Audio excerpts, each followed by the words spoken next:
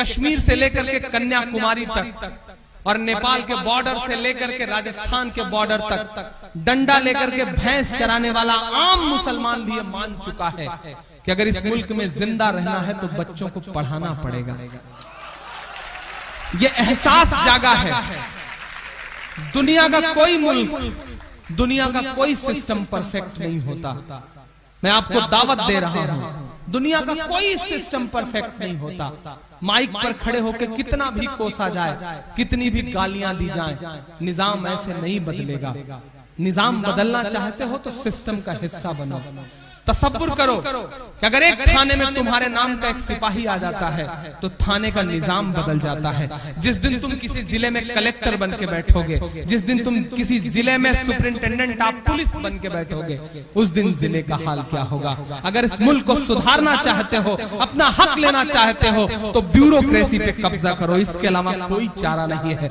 Engineering पढ़ा लोगे बच्चों को, डॉक्टरेट पढ़ा लोगे बच्चों को, अपने बच्चों को बहुत बड़ा बिजनेसमैन बना दोगे, अरबपति बन जाओगे, तुम्हारा फायदा होगा, खुद का फायदा होगा। लेकिन अगर नस्लों का फायदा करना चाहते हो तो सिर्फ ब्यूरोक्रेसी पे कब्जा करो, पावर अपने हाथ में लो।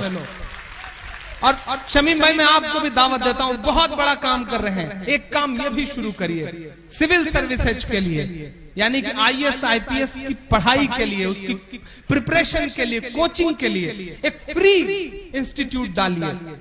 मैंने इलाहाबाद में डालने जा रहा हूं और मैं दावत देता हूं अपने नौजवान दोस्तों को।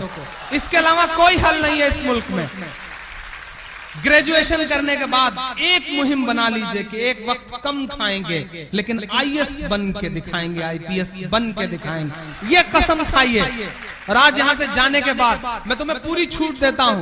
मैं मानता हूं कि हमारी नई नस्लें थोड़ी सी बदमाश हैं, हमारी नई नस्लें थोड़ा सा हीरोगिरी में ज्यादा रहती हैं, शाहरुख, सलमान और आमिर की फैन ज्यादा हैं। इस बात पर हमारे बड़े बुजुर्ग चिढ़ते भी हैं, लेकिन फिर भी मैं तुम्हें छूट देता हूं। जितना चाहो मस्ती करो, जितना चाहो घूमो फिरो, जिस तरह की चाहो टी शर्ट पहनो, जीन्स पहनो, लेकिन दो चीज जिंदगी में अहद कर लो।